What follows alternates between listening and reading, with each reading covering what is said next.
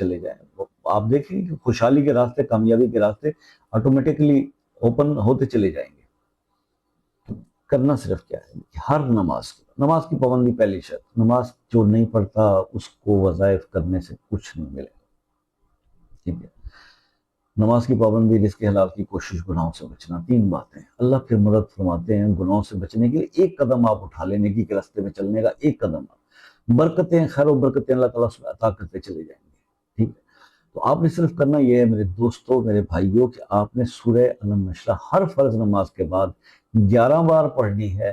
11 بار سورہ علم نشرح پڑھنی ہے، ولاخر 1 بار درود ابراہیم. اور دائیں ہاتھ کی اس طرح سے مٹھی بنا کر اور اس پر 11 بار سورہ علم نشرح پڑھ کے پھونک دیں اور اس کے بعد مٹھی کھول دیں.